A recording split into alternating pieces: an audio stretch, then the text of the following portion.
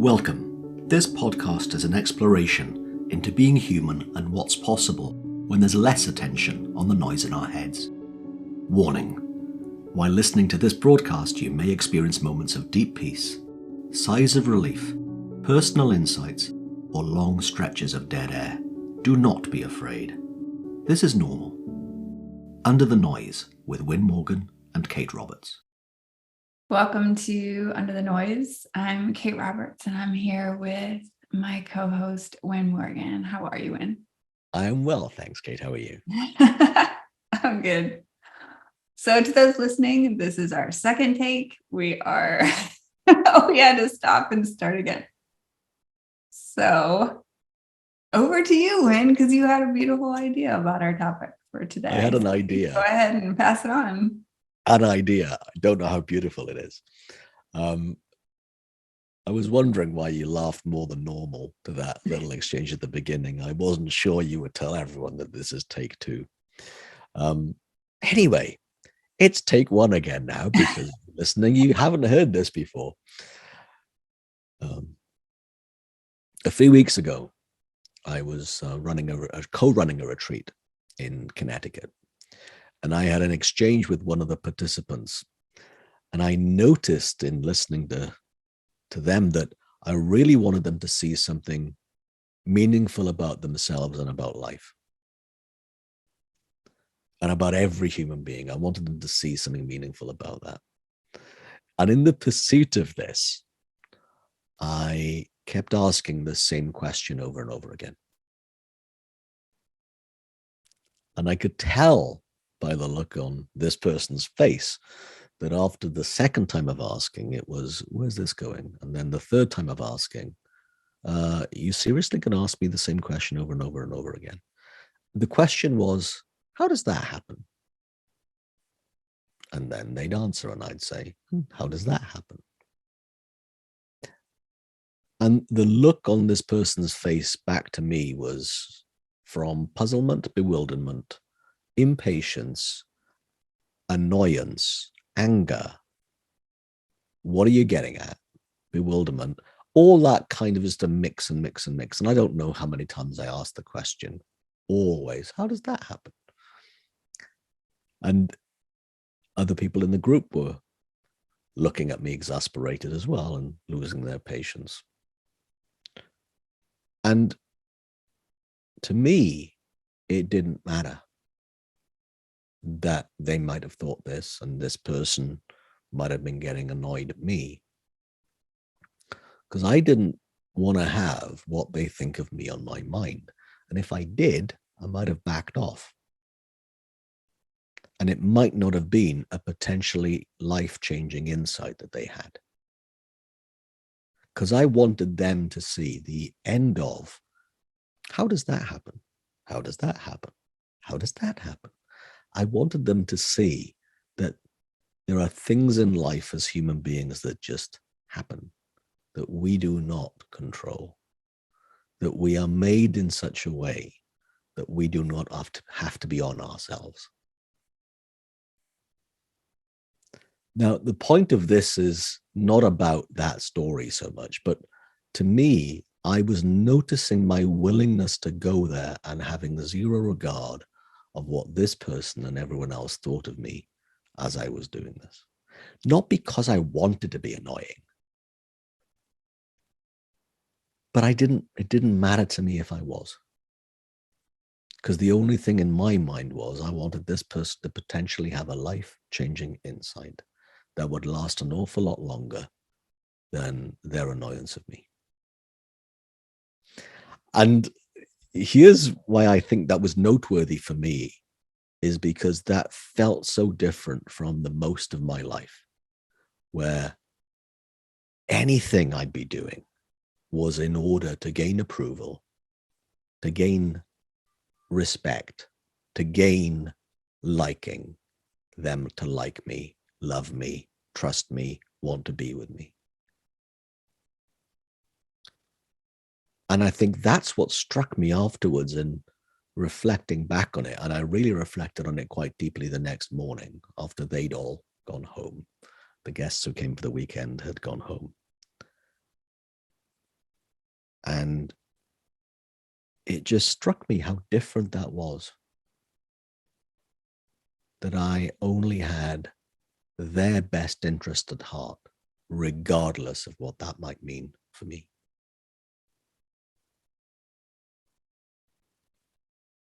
So I wrote about it an hour after I had that recollection.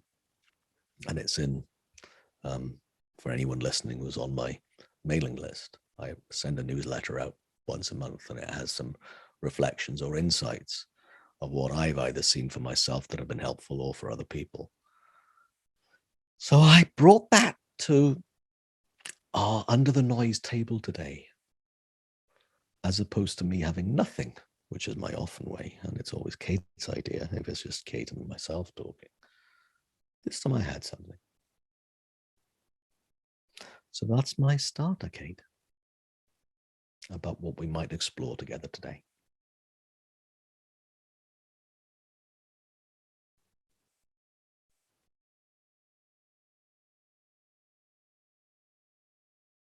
Did they see it? I think so. Mm. They saw something. They saw something that they didn't have to be on their case all the time and try to control themselves. Yeah.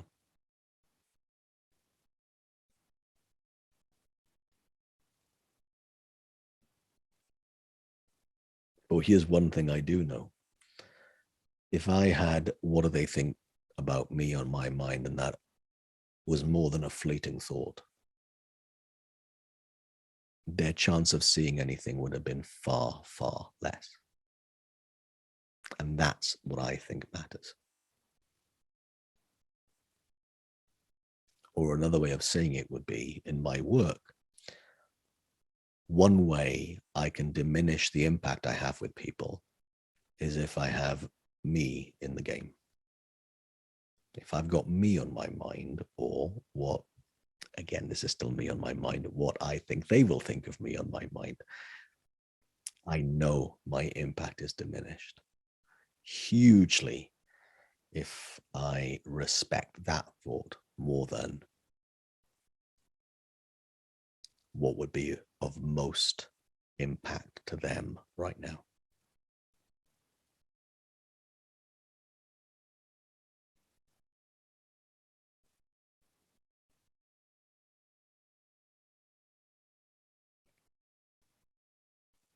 What do you think changed?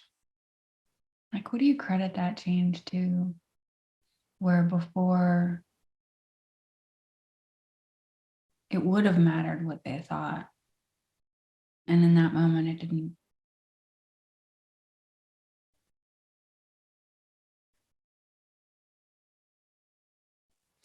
Well, I think I've realized that I'm diminishing my impact to other people by having me on my mind. And I realize that that just makes no sense on a logical nor emotional basis. But I think there's also something else for me to see beyond the logic of that. But the deeper emotional part of that is that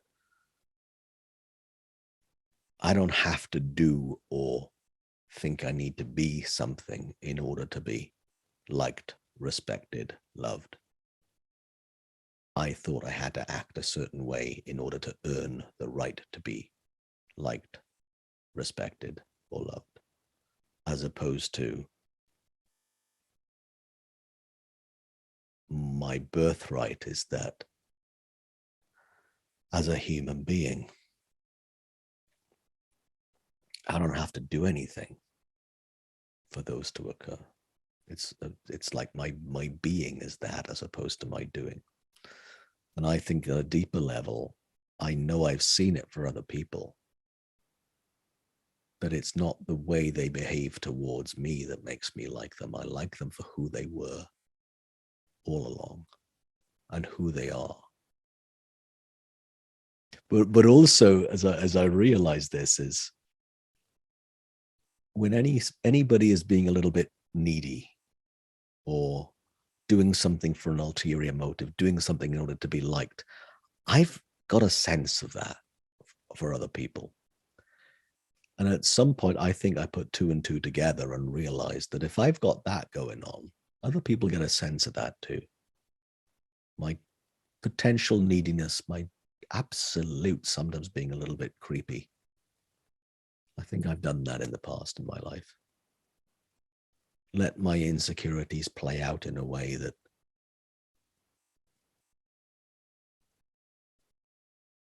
diminishes me showing up as me.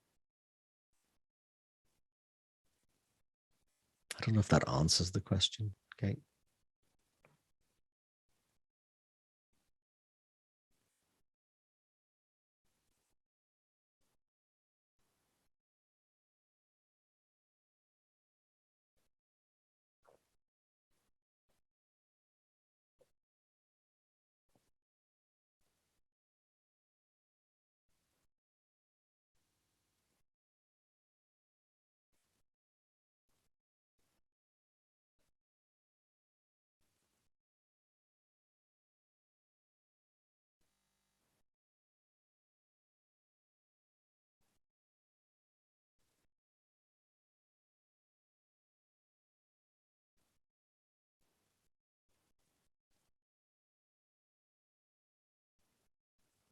If I'm being completely honest, I don't know how much I've seen around it. I notice the times when I'm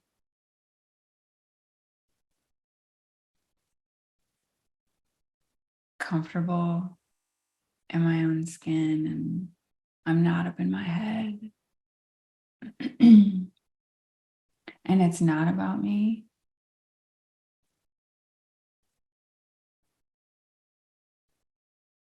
At all. I tend to be a better listener.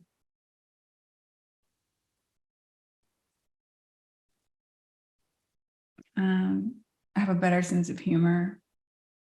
Kind of a smart ass, I think, when I'm really just being myself. I'm kind of a smart ass to myself as well. I make fun of myself.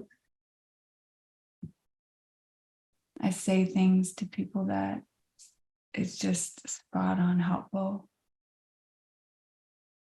I stop talking when it's spot on helpful to stop talking.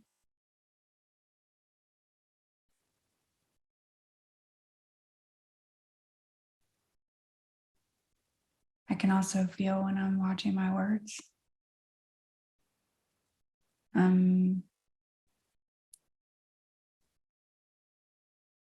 Saying or not saying in order to be liked, to manipulate the situation to be seen a certain way. I can tell when I'm doing that too. I don't find that to be super helpful to anyone, but I can tell. I can notice that. And that's about me.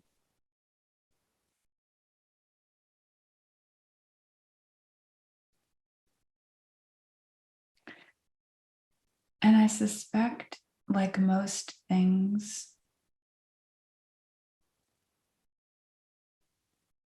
somewhere along the way, I equated being liked or getting along and pleasing with safety.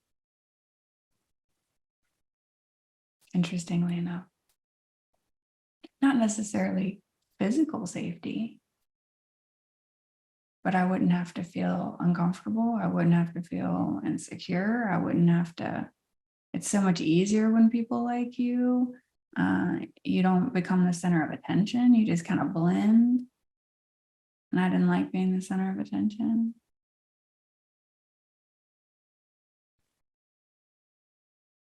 So to some extent, being liked was a much more comfortable space.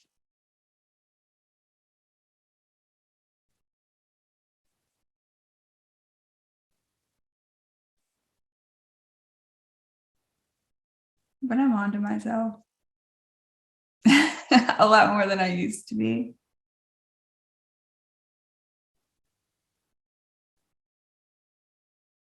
And I'm noticing too that when it's not about me, I mean, there's any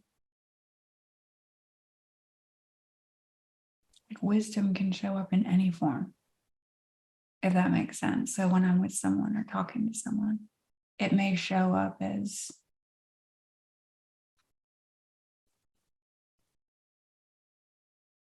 like it showed up in your conversation, not letting something go, like push that, don't let go. Keep asking the question. It could look like backing off because they aren't ready yet. Like you got to find a different way in. Could look like making fun of them, like as a teacher. As soon as I knew they trusted me and they knew that I love them, and I could start to make fun of them a little bit. Like I could sense that, and they loved it. They love being made fun of a little bit when they trust you. So interesting, because wisdom can look anyway when it's not about us. Love that. I'm really glad you brought that up, because this is not about being annoying for the sake of being annoying. But this is being willing to be annoying if it's what the moment says makes sense to do. What wisdom brings to life in the moment. And I love being able to, over time, and this is just how I see it right now, I don't know if it makes any sense, expand the very narrow way I would express myself into far more willingness to be loving, disruptive, far more than the narrow band of I'm playing it really safe and comfortable. Because as soon as you said that, safe and uncomfortable, I went, oh yes, that's it. That's where I have played small, and still sometimes do. Going to be on it, to be willing to absolutely expand that and allow more of whatever occurs to occur, as opposed to me putting a cork in the bottle of wisdom, saying, no, don't show up that way. My natural tendency has been to deflect using humor, either self-deprecating or general, less so about them. And I still will deflect. But at some point I remember thinking, okay, but what am I up to when I do that? What am I up to when I crack a joke about me or the situation or something? Because it might be in order for them to feel comfortable, But more often than not, it wasn't. It was for them to feel comfortable and not hate me. And I would turn the dial down of the impact, maybe from a potential 8 out of 10 to say a 2, because I would just suck the impact out of it by having a funny joke. All about me. Always about me. Now, sometimes wisdom will show up as a funny joke in order for, the tension to potentially evaporate, but to get them to maybe decompress a little to see more, to the point that you made earlier on. But not because it makes me feel more comfortable, or because then they might be less annoyed at me, or that I've shaken up their thinking too much, and I think therefore they will not like me.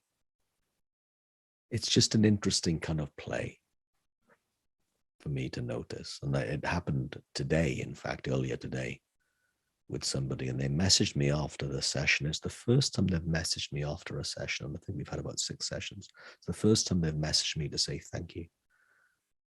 And it was because I called them out on something. That's what they were thanking me for. Not calling them out as, hey, you idiot. guess what you do? It wasn't that. It was done, with what you were talking about when you were a teacher, and when they already knew and loved you and trusted you, then you could say things. Yeah, I said it with absolute love. In the same way as me saying a few weeks ago, how does that happen? It was said with love. And I think that's noticeable. Even when it's annoying, to know that my come from is for them, not me being annoying for the sake of being annoying.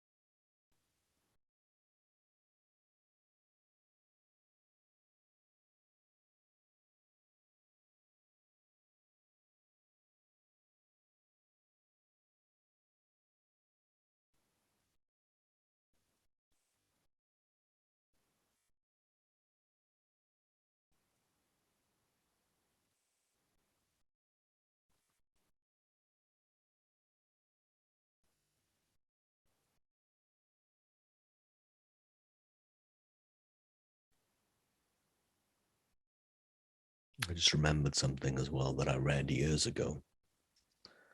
And it was in the Harvard Business Review from, I don't know how long ago it was now, not far off 10 years, but certainly more than 5.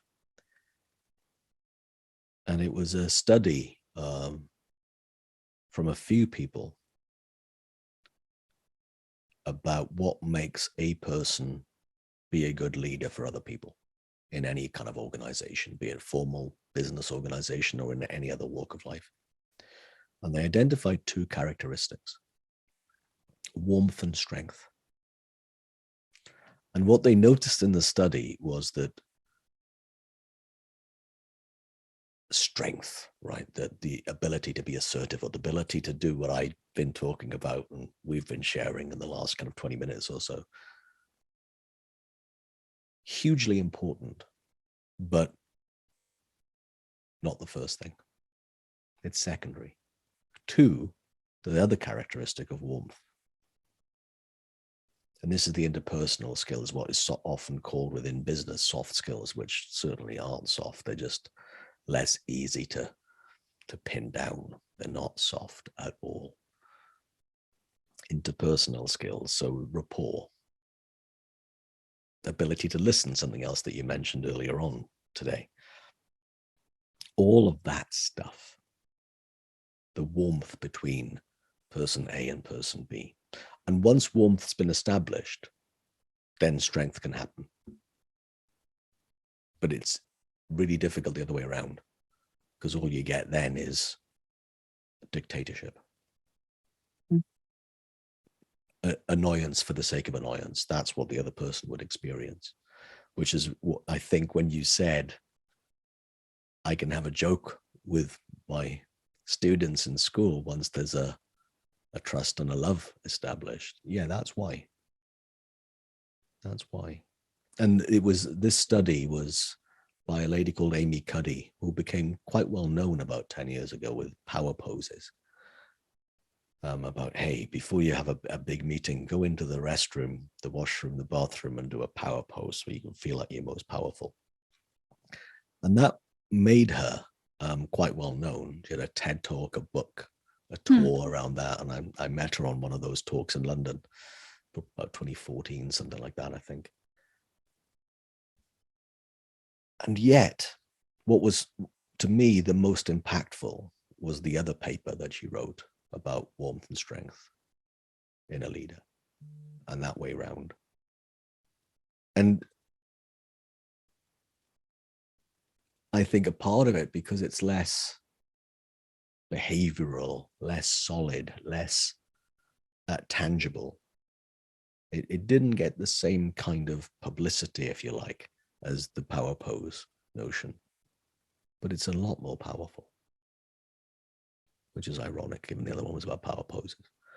But realizing that for anyone in any kind of relationship, warmth and strength really matter, I think is a really lovely thing to notice. And warmth comes first. And a lot of times when I'm talking with people and either training or coaching people in organizations, the number of times I refer to that, and then people just drop into themselves as opposed to the persona that they think matters, because that doesn't help connection. It's not warm when we are acting up to the person that we think we should be. And then anything that we do regarding the strength, regarding a capability, regarding the disruption that we've talked about, it falls on deaf ears, or it is just genuinely annoying because the warmth isn't there yet. The soil isn't fertile until there's warmth. And even the warmth isn't about how do I get them to like me. It's warmth by showing up human to human.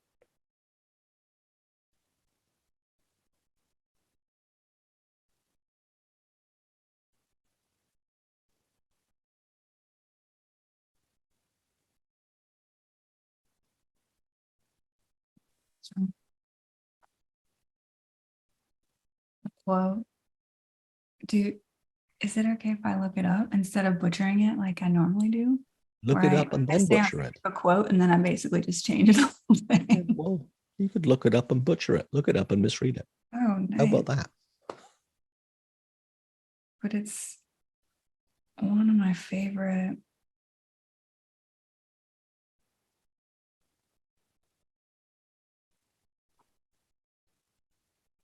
One of my favorite quotes by her.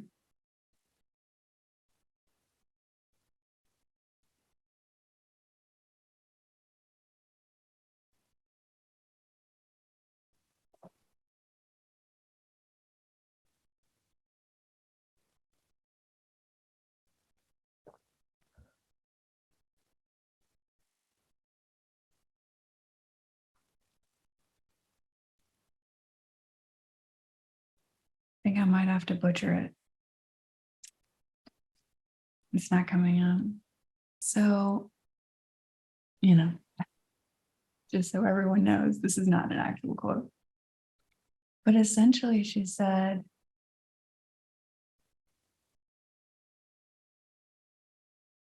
to show up with all of our flaws, because we're all waiting for you to give us permission to be flawed. So it's almost like as we show up with all of our flaws, it's just naturally allowing other people to show up with theirs. And I think that's the connection part, right? Because whether or not we're with friends and family or with clients,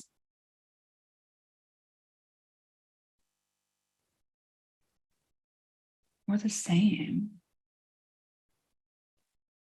And it's not a situation where I know more, or you know more, or any of that. It's, hey, this is what's happening for all of us all the time, every moment. This is how it works for every single one of us.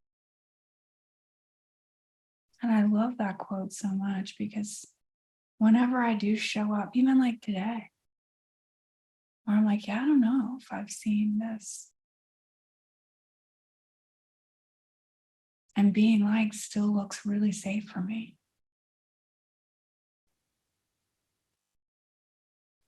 I love that so much more than the feeling of wanting to be liked, which is something that can never be controlled, someone's perception of you. But I love so much just to show up with all my flaws and put them out there in a way that is just so much more closer to kindness and honesty, I think. I don't have to control anything. Not that I can. So I appreciate your topic today, Wynn.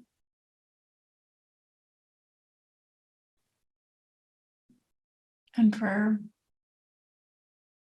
showing up as you always do in that way that gives us all permission to show up how we are. Thank you. And to me, that's work in progress is the wrong word for it, wrong phrase, because I don't think that they were ever really work in progress.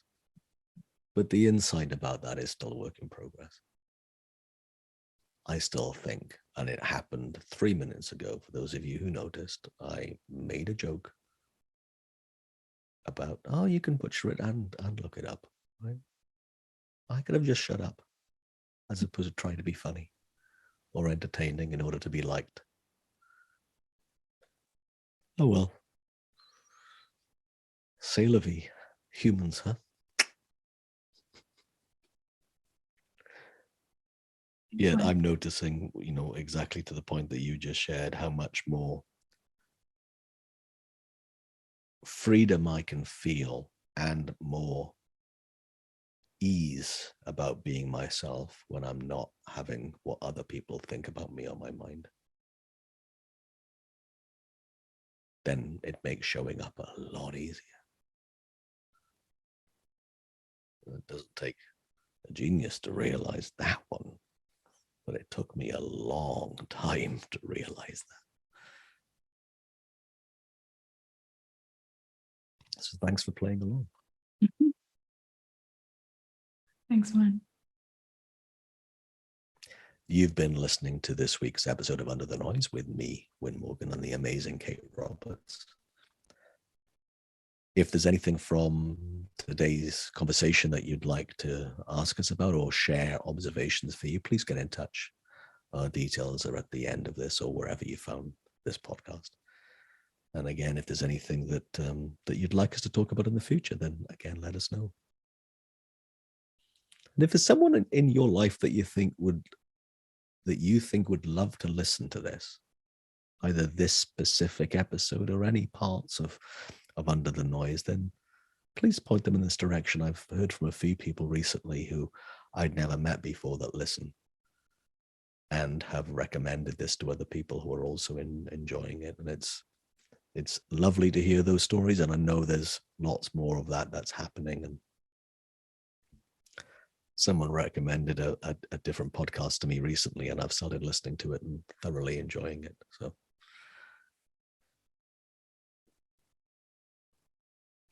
thanks for listening, and we'll be back again very soon. Enjoy your week. Thanks for joining us.